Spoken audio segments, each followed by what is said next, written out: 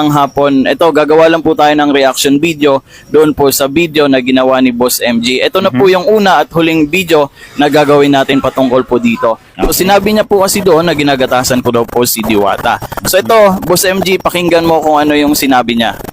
Ganito, ako lahat ng vlogger na nandito ngayon sa Parisan ko, nakakatulong to sa akin. So, choice nila yan kasi ito hindi ko naman sila pinapunta, hindi ko naman sila binayaran. So nandito sila kasi nagpapasalamat ako dahil mayroon nagpo-post ng tindahan ko. Isang malaking impact kasi talaga yung vlogger talaga sa tindahan para makilala ka.